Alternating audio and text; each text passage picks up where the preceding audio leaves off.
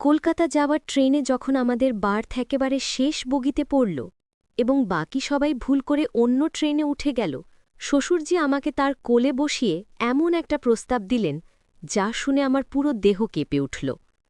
বিয়ের ৫ বছর পর প্রথমবার পুরো পরিবার কলকাতা ঘুরতে যাচ্ছিল। স্টেশনে ভিড়ের মধ্যে আমি আর শ্বশুরজি শেষ বগিতে উঠলাম, বাকিরা ভুল করে পরের ট্রেনে উঠে গেল। আমরা বুঝলাম যখন ট্রেন ছেড়ে দিল। আমাদের বার্থ ছিল একেবারে কোণার দিকে। রাত ৯টা বাজে, চারপাশে যাত্রীরা ঘুমিয়ে পড়ছে। তিনি বললেন, কোনো চিন্তা নেই, আমরা কলকাতা পৌঁছে অন্যদের সাথে দেখা করব। আমি জানালার পাশে বসে বাইরের অন্ধকার দেখছিলাম। তিনি আমার পাশে এসে বসলেন, বললেন, এইভাবে তো কখনো শুধু আমরা দুজন একসাথে হয়নি। আমি মাথা নাড়লাম। ট্রেন দুলছিল, ঝমঝম শব্দ। তিনি হঠাৎ আমার কাঁধে হাত রাখলেন, বললেন, তুমি জানো আজ আমার কেমন লাগছে? মনে হচ্ছে আমরা নতুন বিয়ে করা দম্পতি যারা হানিমুনে যাচ্ছে। আমি অবাক হয়ে তার দিকে তাকালাম। তিনি হাসলেন, বললেন, আমি মজা করছি না, সত্যি বলছি। তোমাকে নিয়ে এভাবে কোথাও যাওয়ার স্বপ্ন আমি কতদিন দেখেছি। আমি কিছু বলতে যাচ্ছিলাম, কিন্তু তিনি আমার ঠোঁটে আঙ্গুল রাখলেন। বললেন, শোনো, আমি সিরিয়াস। আমার ব্যাংকে অনেক টাকা জমা আছে। আমার একটা ফার্ম হাউস আছে দার্জিলিংয়ে, যা কেউ জানে না। চলো, আমরা কলকাতা না গিয়ে সেখানে চলে যাই। তিনি আমার হাত ধরলেন, বললেন, আমরা সেখানে নতুন জীবন শুরু করব। তুমি আমার বউ হবে, কেউ আমাদের খুঁজে পাবে না, শুধু আমরা দুজন। কি বলো? আমার হৃৎস্পন্দন বেড়ে গেল। মনের গভীরে একটা রোমাঞ্চ অনুভব করলাম। পালিয়ে যাবার চিন্তা আমাকে উত্তেজিত করল। কিন্তু মুখে বললাম, বাবা, আপনি পাগল হয়ে গেছেন, এটা কখনো সম্ভব না। তিনি আমার দিকে তাকিয়ে রইলেন, তার চোখে এক অদ্ভুত আগুন। বললেন, তুমি ভাবছ আমি মজা করছি? আমি একদম সিরিয়াস। তোমাকে প্রথম দেখার দিন থেকে আমার মনে শুধু তুমি। আমি ভয় পেয়ে গেলাম। ট্রেনের ঝাঁকুনিতে তিনি আরও কাছে এসে গেলেন। তার শরীরের উষ্ণতা আমি অনুভব করতে পারছিলাম। তিনি ফিসফিসিয়ে বললেন, আমার জীবন শেষ হয়ে যাচ্ছে। একবার, শুধু একবার তোমাকে নিয়ে বাঁচতে চাই। তিনি আমার কানের কাছে মুখ নিয়ে এলেন। তার নিঃশ্বাস আমার ঘাড়ে লাগছিল। বললেন, এই চেহারা, এই শরীর, এই চুলের গন্ধ সব আমার হোক একবার, শুধু একবার। আমার সারা শরীর অবশ হয়ে গেল, কোনো কথা বের হচ্ছিল না। তিনি আমার পিঠে হাত বুলাতে লাগলেন, বললেন, তুমি রাজি হলে আজ রাতেই আমরা ট্রেন থেকে নেমে যাব পরের স্টেশনে। কলকাতা যাব না, সোজা দার্জিলিং। এই গল্পটি সম্পূর্ণ শুনলে আপনাদের পানি অটোমেটিক বের হয়ে যাবে। সো যত দ্রুত সম্ভব হাতের কাছে টিস্যু নিয়ে বসে পড়ো। বিছানার চাদর যেন নষ্ট না হয় সেটা সম্পূর্ণ খেয়াল রাখার অনুরোধ জানিয়ে গল্পটি এখন শুরু করব। তার আগে সর্বশেষ অনুরোধ, দয়া করে এমন পানি বের করার গল্প নিয়মিত শুনতে আমাদের চ্যানেলটি সকলে সাবস্ক্রাইব করুন। ধন্যবাদ। হ্যালো বন্ধুরা, আমার নাম অর্পিতা সেনগুপ্তা। আমার বয়স ৩৯ বছর। আমার স্বামীর নাম সৌভিক সেনগুপ্তা, বয়স ৫২ বছর। আমাদের ২ সন্তান, রিয়া আর আয়ান। রিয়া ২১ বছর বয়সী, ইউনিভার্সিটিতে পড়ে। আয়ান ১৪ বছর বয়সী, নবম শ্রেণীতে পড়ে। এই যে ট্রেনের গল্পটা বললাম, এটা আসলে আমার শ্বশুরজি বললেননি। উনি তো বললেন অন্য কিছু। আসল ঘটনাটা এখন বলছি। ট্রেনের সেই যাতে আমি আর আমার শ্বশুর নরেন্দ্রনাথ বাবু যখন একসাথে বসেছিলাম, তিনি আসলে বলেছিলেন, অর্পিতা, তোমার হাতে একটা কাগজ আছে না, আমাকে দাও তো। আমি ব্যাগ থেকে একটা কাগজ বের করে দিলাম। তিনি সেই কাগজে কি যেন লিখতে শুরু করলেন। আমি জিজ্ঞেস করলাম, কি লিখছেন বাবা? তিনি বললেন, একটা ম্যাপ, দার্জিলিংয়ের। তিনি আমাদিকে তাকিয়ে বললেন, অর্পিতা, তুমি তোমাকে একটা খুব গুরুত্বপূর্ণ কথা বলবো, কিন্তু তুমি কাউকে বলবে না, প্রতিজ্ঞা করো। আমি অবাক হয়ে বললাম, কি হয়েছে বাবা, এত সিরিয়াস কেন? তিনি চারপাশে দেখলেন কেউ শুনছে কিনা। তারপর ফিসফিসিয়ে বললেন, আমাদের পরিবারের সাথে একটা বিশাল রহস্য জড়িত। আমার দাদা, তোমার পরদাদা, তিনি একজন স্বাধীনতা সংগ্রামী ছিলেন। তিনি ব্রিটিশদের কাছ থেকে বিরাট পরিমাণ সোনা লুট করে লুকিয়ে রেখেছিলেন দার্জিলিংয়ের এক গোপন জায়গায়। আমার চোখ বড় হয়ে গেল। সোনা? কতটা? তিনি বললেন, আন্দাজ প্রায় ১০ কোটি টাকার। কিন্তু সমস্যা হলো সেই জায়গাটা খুঁজে পাওয়া খুব কঠিন। একটা পুরনো ম্যাপ আছে, যেটা আমার বাবা আমাকে দিয়ে গেছেন মৃত্যুর আগে, কিন্তু ম্যাপটা অসম্পূর্ণ। আমি বললাম, তাহলে কিভাবে খুঁজবেন? তিনি বললেন, সেজন্যই তো আমি তোমাকে বলছি, আসল ম্যাপের বাকি অংশ আছে আমার ছোট ভাইয়ের কাছে, যার সাথে আমার ২৩ বছর ধরে কোনো যোগাযোগ নেই। তিনি থাকেন কলকাতায়। আমরা এই ট্রিপে গিয়ে তার সাথে দেখা করব এবং ম্যাপের দুটো অংশ জোড়া দিয়ে সেই সোনা খুঁজে বের করব। আমি উত্তেজিত হয়ে বললেন, কিন্তু এই কথা সৌভিককে বললে না কেন? তিনি মাথা নাড়লেন। সৌভিক জানলে সে বিশ্বাস করবে না। সে মনে করবে আমি বুড়ো হয়ে পাগল হয়ে গেছি। কিন্তু আমি জানি এটা সত্যি। আমার বাবা মৃত্যুর সময় আমার হাতে ম্যাপটা দিয়ে বলেছিলেন, এই গুপ্তধন আমাদের পরিবারের ভবিষ্যৎ বদলে দেবে, কিন্তু তোমাকে তোমার ভাইয়ের সাথে মিলিত হতে হবে। আমি চিন্তিত হয়ে বললাম, কিন্তু আপনার ভাইয়ের সাথে তো আপনার ঝগড়া হয়ে গেছে। তিনি রাজি হবেন? তিনি দীর্ঘশ্বাস ফেললেন, সেটাই দেখতে হবে। তবে আমি একটা চিঠি লিখেছি যেটা তাকে দেখাবো। আশা করি সে বুঝবে যে এটা শুধু টাকার ব্যাপার না, এটা আমাদের পূর্বপুরুষের স্মৃতি। এরপর তিনি আমাকে সেই ম্যাপটা দেখালেন। সেটা একটা পুরনো হলুদ কাগজে আঁকা। কিছু অদ্ভুত চিহ্ন আর সংকেত ছিল। তিনি বললেন, এই ম্যাপে একটা মন্দিরের উল্লেখ আছে। সেই মন্দিরের নিচে একটা গোপন সুড়ঙ্গ আছে বলে লেখা। সেই সুড়ঙ্গের শেষে আছে সেই সোনার ভাণ্ডার। আমি ফিসফিসিয়ে বললাম, কিন্তু এত বছর পরে সেই জায়গা কি আর আছে? হয়তো কেউ খুঁজে নিয়ে গেছে। তিনি মাথা নাড়লেন না। আমার বাবা বলেছিলেন যে সেই জায়গাটা এমনভাবে লুকানো যে শুধুমাত্র আমাদের পরিবারের রক্তের মানুষ ছাড়া কেউ খুঁজে পাবে না। সেখানে একটা বিশেষ তালা আছে যেটা খুলতে দুটো চাবি লাগবে। একটা চাবি আমার কাছে আর একটা চাবি আমার ভাইয়ের কাছে। তিনি তার গলার চেন থেকে একটা ছোট্ট পিতলের চাবি বের করে দেখালেন। এই দেখো, এই চাবি আমার বাবা আমাকে দিয়েছিলেন, আর আরেকটা চাবি তিনি আমার ভাইকে দিয়েছিলেন। আমি সেই চাবিটা দেখলাম। সেটাই কিছু অদ্ভুত খোদাই করা ছিল। আমি বললাম, এটা তো দেখতে অনেক পুরনো। তিনি বললেন, এই চাবি অন্তত ১০০ বছর পুরনো। আমার দাদা ব্রিটিশদের একটা সামরিক অভিযানে এই চাবি পেয়েছিলেন। এটা আসলে ছিল একটা রাজকীয় ভাণ্ডারের চাবি। ট্রেন তখন একটা স্টেশনে থামল। কিছু যাত্রী নামল, কিছু উঠল। আমরা চুপচাপ বসে রইলাম। ট্রেন আবার চলা শুরু করল।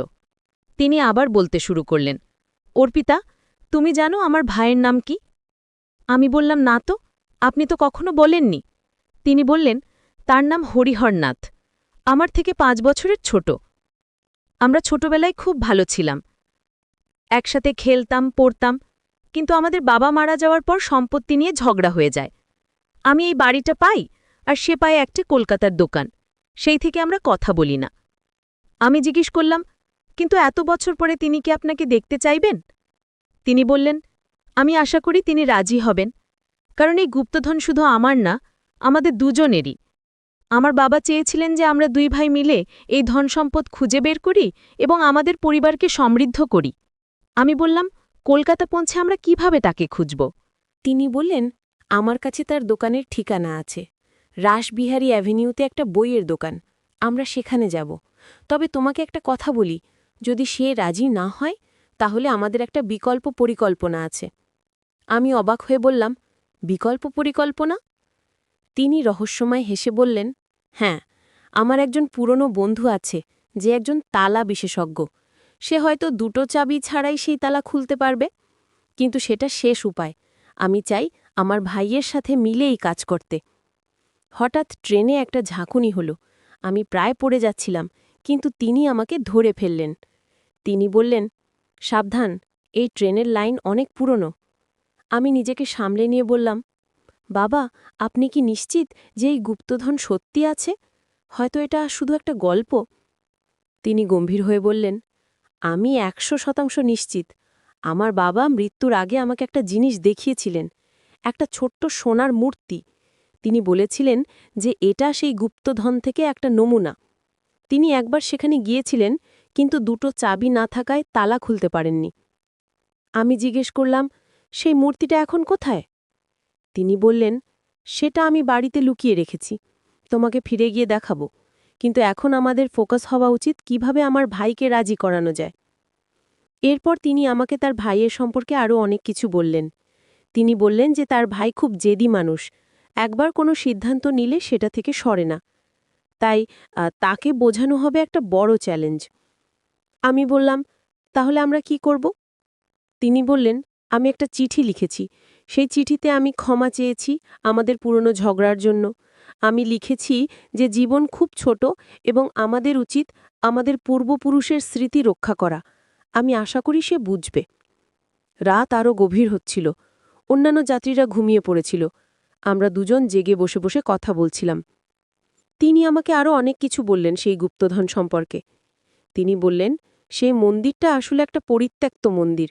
সেখানে এখন কেউ যায় না। স্থানীয়রা বিশ্বাস করে যে সেই মন্দিরে ভূত আছে, কিন্তু আসলে সেটা আমার দাদার একটা কৌশল ছিল যাতে কেউ সেখানে না যায়।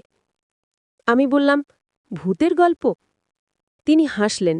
হ্যাঁ, আমার দাদা স্থানীয়দের মধ্যেই গুজব ছড়িয়ে দিয়েছিলেন যে সেই মন্দিরে রাতে অদ্ভুত শব্দ হয়।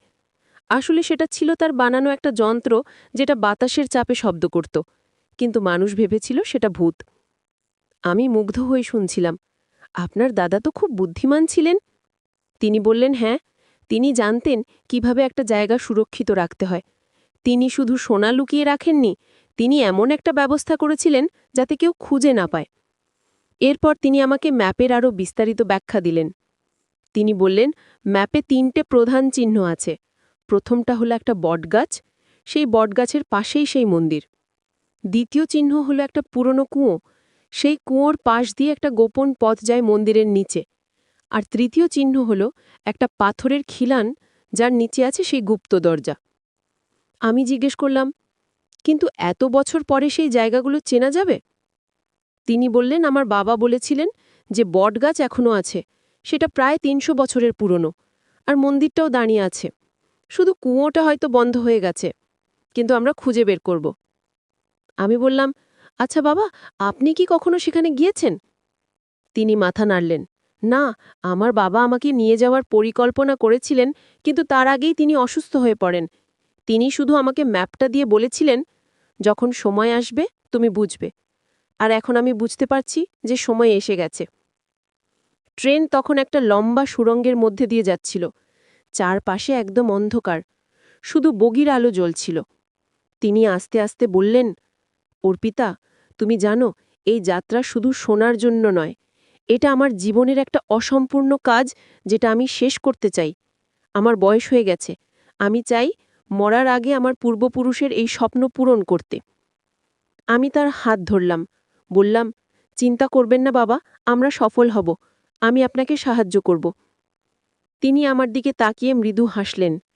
বললেন, তুমি জানো অর্পিতা, তোমাকে আমি খুব বিশ্বাস করি, তাই তোমাকে এই রহস্য বললাম। সৌভিক জানলে সে হয়তো পুলিশে খবর দেবে বা অন্য কিছু করবে, কিন্তু তুমি আমাকে বুঝবে। আমি বললাম, কিন্তু বাবা, সৌভিককে আমরা কিছু বলবো না? তিনি বললেন, এখন না, যখন আমরা কলকাতা পৌঁছাবো এবং আমার ভাইয়ের সাথে কথা বলবো তারপর দেখা যাবে। যদি সবকিছু ঠিকঠাক মনে হয় তাহলে আমরা সৌভিককেও বলবো, কিন্তু আপাতত এটা আমাদের দুজনের গোপন কথা। আমি সম্মতি দিলাম। সত্যি বলতে আমি খুবই উত্তেজিত ছিলাম। এমন একটা রহস্য, এমন একটা অ্যাডভেঞ্চার, আমার জীবনে কখনো এমন কিছু হয়নি। ট্রেন এগিয়ে চলছিল। বাইরে মাঠ, গাছ, ছোট ছোট স্টেশন পেরিয়ে যাচ্ছিলাম। আমরা দুজন বসে বসে পরিকল্পনা করছিলাম। তিনি বললেন, কলকাতা পৌঁছানোর পর প্রথমে আমরা হোটেলে যাব, সবাই সেখানে থাকবে।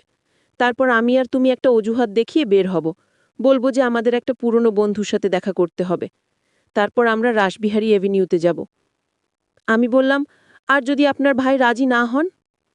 তিনি চিন্তিত মুখে বললেন, তাহলে আমাকে অন্য উপায় খুঁজতে হবে। হয়তো আমি তাকে বোঝাতে পারবো যে এটা শুধু টাকার ব্যাপার না, এটা আমাদের পরিবারের ইতিহাস, এটা আমাদের পূর্বপুরুষের ত্যাগের স্মৃতি। আমি জিজ্ঞেস করলাম, আপনার দাদাকে এই সোনা কিভাবে পেয়েছিলেন? আপনি বলেছেন তিনি স্বাধীনতা সংগ্রামী ছিলেন। তিনি বললেন, হ্যাঁ, আমার দাদা নেতাজি সুভাষচন্দ্র বসুর আজাদ হিন্দ ফৌজের একজন সদস্য ছিলেন। ১৯৪৪ সালে তারা একটা গোপন অভিযানে অংশ নিয়েছিলেন। সেই অভিযানে তারা ব্রিটিশদের একটা ট্রেজারি থেকে সোনা লুট করে। সেই সোনা তারা স্বাধীনতা সংগ্রামের জন্য ব্যবহার করার পরিকল্পনা করেছিলেন, কিন্তু যুদ্ধ শেষ হয়ে যাওয়ার পর আর সেই সোনা ব্যবহার করা হয়নি। আমার দাদা সেটা লুকিয়ে রেখেছিলেন ভবিষ্যতের জন্য। আমি অবাক হয়ে বললাম, তার মানে এই সোনা আসলে দেশের সম্পদ? তিনি বললেন, এক অর্থে হ্যাঁ, কিন্তু এটা ব্রিটিশরা ভারত থেকে লুট করে নিয়ে যাচ্ছিল। আমার দাদা সেটা উদ্ধার করেছিলেন, তাই এটা আসলে ভারতীয়দেরই সম্পদ, আর আমরা তো ভারতীয়ই। আমি বললাম, কিন্তু এটা কি আইনত ঠিক হবে? তিনি একটু ভেবে বললেন, দেখো, এত বছর পরে এই সোনা কার সেটা বলা মুশকিল। ব্রিটিশরা তো চলে গেছে, ভারত সরকার এটার কথা জানে না। এটা এখন আমাদের পরিবারের গোপন সম্পদ। আমরা যদি এটা খুঁজে বের করি, তাহলে আমরা এটা দিয়ে ভালো কাজ করব, দাতব্য কাজ, গরিবদের সাহায্য, এইসব। আমি বললাম, আচ্ছা বাবা, আপনার ভাই কি এই ইতিহাস জানেন? তিনি বললেন, হ্যাঁ, আমার বাবা আমাদের দুজনকেই বলেছিলেন, কিন্তু আমার ভাই কখনো এটা খুঁজতে আগ্রহী ছিলেন না। তিনি মনে করতেন এটা শুধু একটা গল্প, কিন্তু আমি জানি এটা সত্যি। ট্রেন তখন একটা বড় স্টেশনে থামল। অনেক যাত্রী নামল, কিছু নতুন যাত্রী উঠল। আমাদের বগিতে একজন চা বিক্রেতা এলো। তিনি 2 কাপ চা কিনলেন। আমরা দুজন চুমুক দিয়ে চা খেতে লাগলাম। চা খেতে খেতে তিনি বললেন, তুমি জানো, আমার একটা স্বপ্ন আছে। যদি আমরা এই সোনা খুঁজে পাই, তাহলে আমি একটা স্কুল খুলব গরিব বাচ্চাদের জন্য। আমার দাদা চাইতেন যে এই সোনা দেশের কাজে লাগুক। আমি তার স্বপ্ন পূরণ করব। আমি মুগ্ধ হয়ে বললাম, এটা খুব সুন্দর একটা চিন্তা বাবা। তিনি বললেন, আমার দাদা একজন মহান মানুষ ছিলেন। তিনি দেশের জন্য জীবন বাজি রেখেছিলেন। আমি চাই তার স্মৃতি জীবিত থাকুক। এরপর আমরা কিছুক্ষণ চুপচাপ বসে রইলাম। আমি ভাবছিলাম এই সব কিছু নিয়ে। একদিকে উত্তেজনা, আরেকদিকে ভয়। কি হবে যদি আমরা সফল না হই? কি হবে যদি তার ভাই রাজি না হন? কি হবে যদি সোনা আদৌ না থাকে? কিন্তু তার চোখে যে দৃঢ়তা দেখছিলাম, তাতে মনে হচ্ছিল তিনি সত্যিই বিশ্বাস করেন এই সব কিছু। আর আমিও তাকে বিশ্বাস করলাম। রাত আরও গভীর হল। ট্রেন ছুটে চলেছিল। আমরা দুজন মাঝে মাঝে কথা বলছিলাম, মাঝে মাঝে চুপ থাকছিলাম। তিনি আমাকে আরও কিছু বিস্তারিত বললেন সেই মন্দির সম্পর্কে। তিনি বললেন, সেই মন্দিরের নাম হল শক্তি মন্দির। এটা প্রায় 400 বছরের পুরনো। স্থানীয়রা বিশ্বাস করে যে সেখানে দেবী কালীর খুব শক্তিশালী উপস্থিতি আছে। কিন্তু আমার দাদা বলতেন যে সেটা একটা কৌশল ছিল, গুপ্তধন লুকোনোর। আমি বললাম, মন্দিরের ভেতরে কি আর কেউ যায়? তিনি বললেন, না, স্থানীয়রা দূর থেকে প্রণাম করে, কিন্তু ভেতরে ঢোকে না। তারা বিশ্বাস করে যে যে ভেতরে ঢোকে তার অমঙ্গল হয়। কিন্তু আসলে এটা আমার দাদার ছড়ানো একটা ভয়, যাতে কেউ গুপ্তধন খুঁজে না পায়। আমি বললাম, খুব চালাক ছিলেন আপনার দাদা। তিনি গর্বের সাথে বললেন, হ্যাঁ, তিনি শুধু সাহসী ছিলেন না, বুদ্ধিমানও ছিলেন। তিনি জানতেন কিভাবে একটা গোপনীয়তা রক্ষা করতে হয়। এরপর তিনি আমাকে সেই চাবির আরও বিস্তারিত বললেন। তিনি বললেন, এই চাবি দুটো একসাথে ব্যবহার করতে হবে। একটা চাবি ঘড়ির কাঁটার দিকে ঘোরাতে হবে, আর আরেকটা উল্টো দিকে, তবেই তালা খুলবে। এটা একটা বিশেষ ধরনের তালা, যেটা শুধু দুজন মিলে খুলতে পারবে। আমি বললাম, তার মানে আপনার ভাই ছাড়া আপনি একা খুলতে পারবেন না? তিনি মাথা নাড়লেন, না, তারই আমি তাকে রাজি করাতে চাই, কারণ এটা আমাদের দুজনেরই অধিকার। আমার দাদা চেয়েছিলেন যে আমরা ভাইরা একসাথে কাজ করি। আমি ভাবলাম, এটা কত সুন্দর একটা ব্যবস্থা। 2 ভাইকে একসাথে আনার জন্য তাদের পূর্বপুরুষ এমন একটা তালার ব্যবস্থা করেছিলেন। ট্রেন তখন হাওড়া স্টেশনের কাছাকাছি পৌঁছে গেছিল। ভোর হতে আর বেশি দেরি নেই। আমরা দুজনেই একটু ক্লান্ত হয়ে পড়েছিলাম, কিন্তু ঘুম আসছিল না। উত্তেজনায় চোখে ঘুম নেই। তিনি বললেন, আমরা পৌঁছানোর পর হোটেলে গিয়ে ফ্রেশ হব। তারপর আমি একটা ফোন করব আমার পুরনো বন্ধুকে। তিনি কলকাতায় থাকেন। তিনি আমাকে সাহায্য করতে পারবেন আমার ভাইকে খুঁজে বের করতে। আমি বললাম, আপনার বন্ধু কি এই রহস্যের কথা জানেন? তিনি বললেন, না, তিনি জানেন শুধু যে আমার ভাইয়ের সাথে আমার যোগাযোগ নেই। আমি তাকে বলবো যে আমি আমার ভাইয়ের সাথে সম্পর্ক ঠিক করতে চাই। তিনি সাহায্য করবেন। ট্রেন ধীরে ধীরে হাওড়া স্টেশনে ঢুকল। প্ল্যাটফর্মে অনেক মানুষ। আমরা দুজন নামলাম। ব্যাগ নিয়ে বাইরে বেরোলাম। আমি মোবাইল চেক করলাম। সৌভিকের 3টে মিস কল। আমি তাকে ফোন করলাম। সে বলল, তুমি কোথায়? আমরা সবাই হোটেলে পৌঁছে গেছি। আমি বললাম, আমি আর বাবা একটু দেরি করে পৌঁছাবো। তোমরা চেকিং করো, আমরা আসছি। সৌভিক বলল, ঠিক আছে, কিন্তু তাড়াতাড়ি এসো। আমি ফোন রাখলাম। শ্বশুরজি বললেন, চলো, আমরা প্রথমে একটা ট্যাক্সি নিই। আমাকে রাসবিহারী এভিনিউ যেতে হবে। আমি অবাক হয়ে পড়লাম, এখনই? আমরা হোটেলে যাব না? তিনি বললেন, পরে যাব। আমি এখনই আমার ভাইয়ের সাথে দেখা করতে চাই। দেরি করলে সাহস হারিয়ে ফেলব। আমরা একটা ট্যাক্সি নিলাম। ট্যাক্সি রাসবিহারী এভিনিউর দিকে রওনা হলো। আমার হার্ট দূর করে কাঁপছিল। কি হবে এখন? প্রায় ৩৫ মিনিট পরে আমরা রাসবিহারী এভিনিউতে পৌঁছলাম। সেখানে অনেক দোকান। আমরা খুঁজতে লাগলাম। অবশেষে একটা পুরনো বইয়ের দোকান দেখলাম। সাইনবোর্ডে লেখা নাথ বুক স্টোর। শ্বশুরজি গভীর নিঃশ্বাস নিলেন। বললেন, এই তো, এত বছর পরে আবার এখানে এলাম। আমরা দোকানে ঢুকলাম। ভেতরে অনেক বই। একজন বয়স্ক মানুষ কাউন্টারে বসেছিলেন। তিনি চশমা পরে একটা বই পড়ছিলেন। আমার শ্বশুরজি তার দিকে তাকালেন। সেই মানুষটি মুখ তুলে তাকালেন। তিনি চশমা খুলে ভালো করে দেখলেন। তারপর চমকে উঠলেন। নরেন্দ্র, তুমি? আমার শ্বশুরজি মাথা নাড়লেন। হ্যাঁ হরিহর, আমি। দুই ভাই একে অপরের দিকে তাকিয়ে রইলেন। ২৩ বছর পরে তাদের দেখা। অনেক কথা চোখে চোখে বলা হলো। তারপর হরিহরবাবু উঠে দাঁড়ালেন। ধীরে ধীরে এগিয়ে এলেন। তিনি বললেন, তুমি এত বছর পরে কেন এলে? নরেন্দ্রনাথবাবু তার পকেট থেকে সেই চিঠিটা বের করলেন, হরিহরবাবুকে দিলেন। এটা পড়ো, আমি তোমাকে কিছু বলতে এসেছি। হরিহরবাবু চিঠি নিয়ে পড়তে লাগলেন। তার চোখ বড় হয়ে গেল। তিনি আমার শ্বশুরজির দিকে তাকালেন। এটা কি সত্যি? বাবা তোমাকে সত্যিই ম্যাপ দিয়েছিলেন? নরেন্দ্রনাথবাবু মাথা নাড়লেন। হ্যাঁ, আর তোমাকেও চাবি দিয়েছিলেন। তুমি কি সেটা এখনো রেখেছ? হরিহরবাবু কিছুক্ষণ চুপ করে রইলেন। তারপর বললেন, হ্যাঁ, আমার কাছে আছে, কিন্তু আমি কখনো ভাবিনি যে এটা সত্যি। নরেন্দ্রনাথবাবু বললেন, এটা সত্যি। আমি তোমাকে প্রমাণ দেখাতে পারবো। চলো আমরা একসাথে সেই জায়গায় যাই। হরিহরবাবু দ্বিধা করছিলেন। তিনি বললেন, কিন্তু আমাদের এত বছরের ঝগড়া। নরেন্দ্রনাথবাবু তার হাত ধরলেন।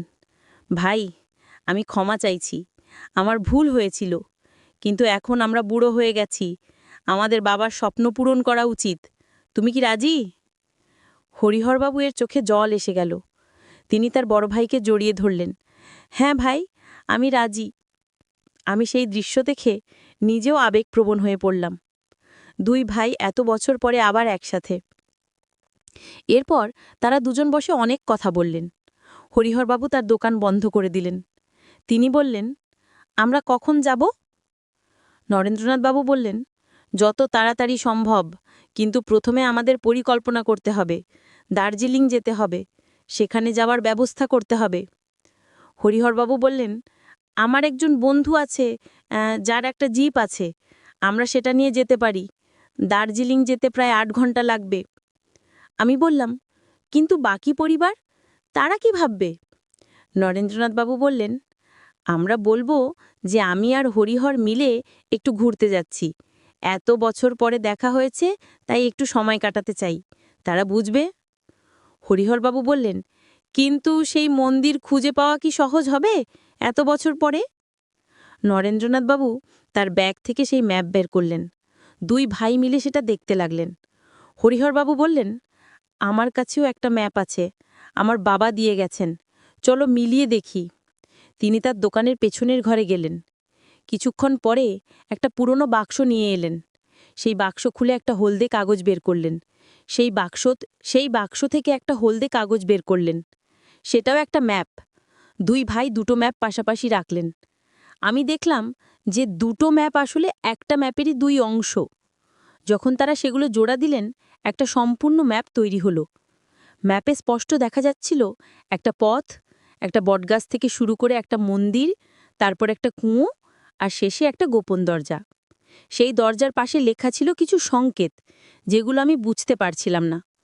নরেন্দ্রনাথবাবু বললেন, দেখো, এই সংকেতগুলো, এগুলো আসলে নির্দেশনা। তুমি যদি নিহারবাবুর সম্পত্তির আসল রহস্য জানতে চাও, তাহলে আবার শালবনপুর গ্রামে এসো, কিন্তু এবার একা এসো। পূর্ণিমার রাতে এসো। মন্দিরে তোমার জন্য একটা চমক অপেক্ষা করছে। মালতী। আমি অবাক হলাম। মালতী আমাকে আবার ডাকছেন? কেন? কি রহস্য লুকিয়ে আছে? আমি সিদ্ধান্ত নিলাম যাব, কিন্তু পরিবারকে কি বলবো? আমি একটা অজুহাত খুঁজে বের করলাম। বললাম যে আমার এক স্কুলের বন্ধু বীরভূমে থাকে, সে অসুস্থ, আমি তাকে দেখতে যাব। পূর্ণিমার রাতে আমি একা ট্রেনে চড়ে বসলাম। বোলপুর নেমে বাস ধরলাম। সন্ধ্যার মধ্যে শালবনপুর পৌঁছে গেলাম। অরুণাদির বাড়িতে গিয়ে আমি থাকার ব্যবস্থা করলাম। তিনি খুব খুশি হলেন আমাকে দেখে। রাতে খাওয়া দাওয়ার পর আমি বললাম যে মন্দিরে একবার যাব। অরুণাদি বললেন, এত রাতে? পূর্ণিমা তো, কিন্তু একা যাবে নাকি? আমি বললাম, হ্যাঁ, আমি একটা মানত করেছি, পূর্ণিমার রাতে মন্দিরে প্রদীপ জ্বালাব। তিনি মাথা নাড়লেন। আমি বেরিয়ে পড়লাম। পূর্ণিমার উজ্জ্বল আলোতে চারপাশ একদম স্পষ্ট দেখা যাচ্ছিল। আমি মন্দিরের দিকে হাঁটতে শুরু করলাম। মনে একটা রোমাঞ্চ কাজ করছিল। কি হবে, কি রহস্য লুকিয়ে আছে? মন্দিরে পৌঁছে দেখলাম দরজা খোলা। ভেতরে মালতীদি বসে আছেন। তার সামনে একটা পুরনো কাঠের বাক্স। আমাকে দেখে তিনি হাসলেন, বললেন, এসো অপূর্বা, আমি জানতাম তুমি আসবে। আমি ভেতরে ঢুকে তার সামনে বসলাম। তিনি সেই বাক্সটা আমার দিকে এগিয়ে দিলেন, বললেন, এটা খোলো। আমি কাঁপতে কাঁপতে বাক্সটা খুললাম। ভেতরে অনেকগুলো পুরনো কাগজ, কিছু ছবি এবং একটা ডায়েরি। আমি ছবিগুলো তুলে দেখলাম। একটা ছবিতে একজন যুবক এবং একজন তরুণী। যুবকটা শ্বশুরজি, তরুণীটা নিশ্চয়ই মালতীদি। মালতীদি বললেন, এগুলো আমার এবং নিহারবাবুর স্মৃতি। আমি এগুলো এতদিন লুকিয়ে রেখেছিলাম, কিন্তু এখন আমি চাই তুমি এগুলো নিহারবাবুকে দিয়ে দাও। আমি অবাক হয়ে বললাম, কেন? আপনি নিজে দিতে পারেন? তিনি মাথা নাড়লেন, বললেন, না, আমি তার সামনে যেতে পারব না, কিন্তু আমি চাই তিনি জানুন যে আমি এখনও তাকে ভালোবাসি এবং আমি তার মঙ্গল কামনা করি। আমি ডায়েরিটা খুলে পড়তে শুরু করলাম। প্রতিটা পাতায় মালতীদির হাতের লেখা। তিনি প্রতিদিন তার অনুভূতি লিখতেন। কত ভালোবাসা, কত বেদনা সেই লেখায়। হঠাৎ আমার চোখ আটকে গেল একটা পাতায়। সেখানে লেখা ছিল, আজ আমি একটা গোপন কথা জানলাম। নিহারবাবুর ঠাকুরদা এই মন্দিরের নিচে একটা গুপ্ত ধন লুকিয়ে রেখেছিলেন। সেই ধন খুঁজে পাওয়ার একটা মানচিত্র আছে, সেটা মন্দিরের দেবী মূর্তির পেছনে লুকানো আছে। আমার হৃৎস্পন্দন বেড়ে গেল। গুপ্তধন, এ কি শুনছি আমি? মালতীদি মৃদু হাসলেন, বললেন, হ্যাঁ, এটা সত্যি। নিহারবাবুর ঠাকুরদা অনেক ধনী ছিলেন। তিনি তার সম্পদ এই মন্দিরের নিচে লুকিয়ে রেখেছিলেন, কিন্তু কেউ জানত না কোথায়। শুধু একটা মানচিত্র রেখে গিয়েছিলেন। আমি উত্তেজিত হয়ে বললাম, তাহলে আমরা সেই মানচিত্র খুঁজে বের করি? মালতীদি বললেন, হ্যাঁ, চলো। আমরা দুজনে দেবী মূর্তির কাছে গেলাম। মালতীদি মূর্তিটা সামান্য নাড়ালেন। পেছন থেকে একটা ছোট্ট খাঁজ দেখা গেল। সেখান থেকে তিনি একটা পুরনো চামড়ার ব্যাগ বের করলেন। ব্যাগ খুলে দেখলাম একটা পুরনো মানচিত্র। মানচিত্রটা খুলে আমরা দেখলাম সেখানে এই মন্দিরের একটা নকশা আঁকা, আর একটা চিহ্ন দেওয়া আছে মন্দিরের পূর্ব কোণে। লেখা আছে, এখানে খোড়ো। আমরা দুজনে উত্তেজিত হয়ে মন্দিরের পূর্ব কোণে গেলাম। সেখানে মেঝোতে কিছু পাথর পাতা। মালতীদি বললেন, এই পাথরগুলো সরাতে হবে। আমরা দুজনে মিলে পাথরগুলো সরাতে শুরু করলাম। কিছুক্ষণ পর একটা পাথর সরাতেই নিচে একটা গর্ত দেখা গেল। সেখান থেকে একটা লোহার বাক্স বের করলাম। বাক্সটা খুলতে গিয়ে দেখলাম তালা লাগানো। মালতীদি বললেন, চাবি হয়তো সেই ডায়েরিতে কোথাও লুকানো আছে। আমরা ডায়েরিটা আবার দেখতে শুরু করলাম। শেষ পাতায় একটা ছোট্ট পকেট ছিল, সেখান থেকে একটা পুরনো চাবি বের করলাম। চাবিটা বাক্সের তালায় লাগিয়ে ঘোরালাম, তালা খুলে গেল। বাক্স খুলে আমরা দুজনে হতভাগ হয়ে গেলাম। ভেতরে অনেকগুলো সোনার অলংকার, মুদ্রা এবং কিছু হীরের গয়না। মালতীদি বললেন, এই সম্পদ নিহারবাবুর, এটা তার প্রাপ্য, তুমি এগুলো তাকে দিয়ে দিও। আমি বললাম, কিন্তু আপনি এতদিন এটা জানতেন, তাহলে নিজে নিলেন না কেন? তিনি মৃদু হাসলেন, বললেন, আমার টাকার দরকার নেই, আমি এখানেই সুখে আছি, কিন্তু নিহারবাবু এই সম্পদ দিয়ে তার পরিবারের মঙ্গল করতে পারবেন। আমার চোখে জল এসে গেল। এত মহান এই মহিলা, এত ত্যাগ! আমি সেই বাক্সটা নিয়ে পরের দিন সকালে কলকাতায় ফিরে এলাম। বাড়িতে এসে শ্বশুরজিকে সব খুলে বললাম, মালতীদির কথা, ডায়েরির কথা, গুপ্তধনের কথা, সব। শ্বশুরজি প্রথমে অবিশ্বাস করলেন, কিন্তু যখন ডায়েরিটা পড়লেন, ছবিগুলো দেখলেন, তখন তার চোখ ভিজে গেল। তিনি বললেন, মালতী বেঁচে আছে? সে আমার জন্য এতদিন অপেক্ষা করেছে? আমি মাথা নাড়লাম। তিনি কিছুক্ষণ চুপচাপ বসে রইলেন। তারপর বললেন, আমি তাকে দেখতে যাব, আমাকে নিয়ে চলো। পরের সপ্তাহে আমি আবার শ্বশুরজিকে নিয়ে শালবনপুর গেলাম। এবার দেবাশিসও আমাদের সাথে ছিল। আমি তাকে পুরো ঘটনা বলেছিলাম। সন্ধ্যায় আমরা মন্দিরে গেলাম। মালতীদি সেখানে বসেছিলেন। শ্বশুরজিকে দেখে তার চোখ বড় বড় হয়ে গেল। তিনি উঠে দাঁড়ালেন। শ্বশুরজি কিছু বলতে যাচ্ছিলেন, কিন্তু মালতীদি হাত তুলে থামিয়ে দিলেন। বললেন, নিহারবাবু, আমি জানি আপনি কি বলতে চান, কিন্তু কোনো কথার দরকার নেই। আমি আমার জীবন বেছে নিয়েছি। আমি এখানে সুখী। আপনিও আপনার পরিবার নিয়ে সুখী থাকুন। শ্বশুরজি বললেন, কিন্তু মালতী, তুমি এতদিন এভাবে একা। মালতীদি মৃদু হাসলেন, বললেন, আমি একা নই। আমার ভগবান আছেন, আর আমার স্মৃতি আছে। সেগুলোই আমার কাছে যথেষ্ট। শ্বশুরজি আর কিছু বলতে পারলেন না, শুধু তার পা ছুঁয়ে প্রণাম করলেন। মালতীদিও তার মাথায় হাত রাখলেন, বললেন, সুখী থাকো নিহার, এটাই আমার প্রার্থনা। আমরা সেদিন ফিরে এলাম, কিন্তু আমার মনে এখনও সেই দৃশ্য গেঁথে আছে। দুই প্রেমিক, যারা কখনো একসাথে হতে পারেনি, কিন্তু তবুও একে অপরের মঙ্গল কামনা করে। গুপ্তধনের টাকা দিয়ে শ্বশুরজি সেই গ্রামে একটা স্কুল এবং হাসপাতাল তৈরি করলেন, মালতীদির নামে। তিনি বললেন, যেহেতু মালতী আমার জন্য তার জীবন ত্যাগ করেছে, আমিও তার নামে কিছু করতে চাই। আজ সেই স্কুল এবং হাসপাতাল চালু হয়েছে। গ্রামের শত শত শিশু সেখানে পড়াশোনা করছে। অসুস্থরা বিনামূল্যে চিকিৎসা পাচ্ছে। মালতীদি এখনও সেই মন্দিরে আছেন। আমি মাঝে মাঝে তাকে দেখতে যাই। তিনি আমাকে দেখলে খুব খুশি হন। আমরা ঘণ্টার পর ঘণ্টা কথা বলি। তিনি আমাকে জীবনের অনেক গভীর কথা শেখান। একদিন আমি তাকে জিজ্ঞাসা করেছিলাম, আপনি কি কখনো আফসোস করেন যে আপনার জীবনটা এভাবে কাটল? তিনি মাথা নেড়ে বলেছিলেন, না, আমি আমার জীবন নিয়ে সন্তুষ্ট। আমি যা বেছে নিয়েছিলাম সেটা ছিল আমার সিদ্ধান্ত।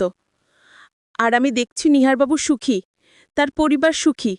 এটাই আমার সবচেয়ে বড় পুরস্কার।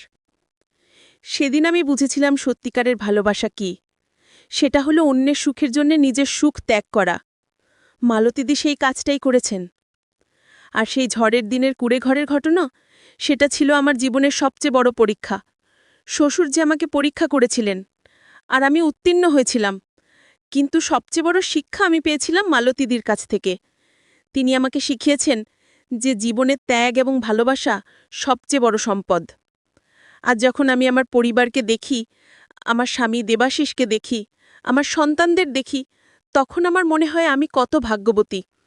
আমার কাছে সব আছে, কিন্তু মালতীদির কথা মনে হলে আমি বুঝি যে আসল সম্পদ হলো একটা পরিষ্কার বিবেক আর শান্ত মন। সেই গ্রামের বাড়িটা এখন আমার নামে।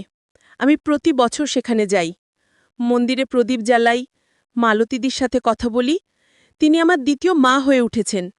তার কাছ থেকে আমি জীবনের অনেক মূল্যবান শিক্ষা পেয়েছি। আর শ্বশুরজি, তিনি এখন আরও শান্ত। তিনি বলেন যে মালতীকে আবার দেখে তার মনের একটা বোঝা নেমে গেছে। তিনি জানেন যে মালতী সুখী, সেটাই তার কাছে সবচেয়ে বড় স্বস্তি। এই হলো আমার গল্প, একটা রহস্যময়, রোমাঞ্চকর এবং অ্যাডভেঞ্চারপূর্ণ গল্প, যেখানে আছে পরীক্ষা, আছে ত্যাগ, আছে ভালোবাসা, আর আছে এক গুপ্ত ধনের রহস্য। কিন্তু সবচেয়ে বড় ধন যেটা আমি পেয়েছি, সেটা হলো জীবনের শিক্ষা। আজ আমি যখন আমার পরিবারকে দেখি, আমার স্বামী দেবাশিসকে দেখি, আমার সন্তানদের দেখি, তখন আমার মনে হয় আমি কত ভাগ্যবতী। আমার কাছে সব আছে, কিন্তু মালতীদির কথা মনে হলে আমি বুঝি যে আসল সম্পদ হলো একটা পরিষ্কার বিবেক আর শান্ত মন। সেই গ্রামের বাড়িটা এখন আমার নামে। আমি প্রতি বছর সেখানে যাই, মন্দিরে প্রদীপ জ্বালাই, মালতীদির সাথে কথা বলি। তিনি আমার দ্বিতীয় মা হয়ে উঠেছেন। তার কাছ থেকে আমি জীবনের অনেক মূল্যবান শিক্ষা পেয়েছি। আর শ্বশুরজি, তিনি এখন আরও শান্ত। তিনি বলেন যে মালতীকে আবার দেখে তার মনের একটা বোঝা নেমে গেছে। তিনি জানেন যে মালতী সুখী, সেটাই তার কাছে সবচেয়ে বড় স্বস্তি। এই হলো আমার গল্প, একটা রহস্যময় পরীক্ষা, যেখানে ছিল একটা ঝড়, একটা পরিত্যক্ত কুঁড়েঘর আর একটা অদ্ভুত প্রস্তাব। কিন্তু শেষ হয়েছে একটা সুন্দর শিক্ষা দিয়ে, যে জীবনের সততা, বিশ্বস্ততা এবং পরিবারের মূল্য সবচেয়ে বেশি। আর সেই গুপ্তধন, সেটা শুধু সোনা হিরে ছিল না। আসল ধন ছিল মালতীদির ভালোবাসা, ত্যাগ আর শ্বশুরজির পরীক্ষা, যেটা আমাকে শিখিয়েছে জীবনের আসল মূল্য কী। আজ যখন আমি সেই মন্দিরে যাই, মালতীদির সাথে বসে চা খাই, তখন আমার মনে হয় আমি পৃথিবীর সবচেয়ে ভাগ্যবতী মানুষ। কারণ আমি পেয়েছি এক অসাধারণ পরিবার, এক মহান শিক্ষক আর জীবনের সবচেয়ে মূল্যবান শিক্ষা। এই গল্প থেকে আমি যা শিখেছি সেটা হলো, জীবনে অনেক প্রলোভন আসবে, অনেক সহজ পথ দেখাবে, কিন্তু সঠিক পথ সবসময় সহজ নয়। কিন্তু সেই পথেই আছে আসল সুখ, আসল শান্তি। আর সবশেষে আমি বলবো যে প্রেম শুধু পাওয়ার মধ্যে নয়, প্রেম আছে ত্যাগের মধ্যে, অপরের সুখের জন্যে নিজের ইচ্ছা জলাঞ্জলি দেওয়ার মধ্যে। মালতীদি সেটাই করেছেন, আর তাই তিনি আজও সবার কাছে সম্মানিত, পূজনীয়। এই ছিল আমার গল্প, একটা সাধারণ ঘটনা থেকে শুরু হওয়া এক অসাধারণ অভিজ্ঞতা, যেখানে ছিল রহস্য, রোমাঞ্চ, অ্যাডভেঞ্চার, প্রেম, ত্যাগ আর সবচেয়ে বড় কথা, জীবনের মূল্যবান শিক্ষা। আপনারা সবাই ভালো থাকবেন, সুস্থ থাকবেন। আর হ্যাঁ, যদি কখনো শালবনপুর গ্রামে যান, সেই মন্দিরে একবার প্রদীপ জ্বালিয়ে আসবেন, মালতীদির জন্য প্রার্থনা করবেন। তিনি সত্যিই এক মহান মানুষ। আর আমার এই অভিজ্ঞতা থেকে একটা কথাই বলবো, জীবনে পরীক্ষা আসবেই, কিন্তু সেই পরীক্ষায় টিকে থাকার জন্যে দরকার শক্ত মনোবল আর সদ্বিবেক। সেটা থাকলে যে কোনো পরীক্ষায় উত্তীর্ণ হওয়া সম্ভব। এই আমার গল্প, অপূর্বা সেনগুপ্তের গল্প, একজন সাধারণ গৃহিণীর অসাধারণ অভিজ্ঞতা, যেখানে ছিল সবকিছু: রোমাঞ্চ, রহস্য, অ্যাডভেঞ্চার, প্রেম, ত্যাগ আর সবচেয়ে বড় কথা, জীবনের মূল্যবান শিক্ষা। আপনারা সবাই ভালো থাকবেন, সুস্থ থাকবেন, আর মনে রাখবেন, জীবন একটাই, সেটা সততা আর বিশ্বস্ততার সাথে কাটান, তাহলেই আসল সুখ পাবেন। ধন্যবাদ সবাইকে আমার গল্প শোনার জন্যে। আশা করি আপনারা সবাই ভালো থাকবেন, সুস্থ থাকবেন। আর হ্যাঁ, যদি কখনো শালবনপুর গ্রামে যান, সেই মন্দিরে একবার প্রদীপ জ্বালিয়ে আসবেন, মালতীদির জন্য প্রার্থনা করবেন। তিনি সত্যিই এক মহান মানুষ। আর আমার এই অভিজ্ঞতা থেকে একটা কথাই বলবো, জীবনে পরীক্ষা আসবেই, কিন্তু সেই পরীক্ষায় টিকে থাকার জন্যে দরকার শক্ত মনোবল আর সদ্বিবেক। সেটা থাকলে যে কোনো পরীক্ষায় উত্তীর্ণ হওয়া সম্ভব। এই আমার গল্প, অপূর্বা সেনগুপ্তের গল্প, একজন সাধারণ গৃহিণীর অসাধারণ অভিজ্ঞতা, যেখানে ছিল সবকিছু: রোমাঞ্চ, রহস্য, অ্যাডভেঞ্চার, প্রেম, ত্যাগ আর সবচেয়ে বড় কথা, জীবনের মূল্যবান শিক্ষা। আপনারা সবাই ভালো থাকবেন, সুস্থ থাকবেন, আর মনে রাখবেন, জীবন একটাই, সেটা সততা আর বিশ্বস্ততার সাথে কাটান, তাহলেই আসল সুখ পাবেন। ধন্যবাদ।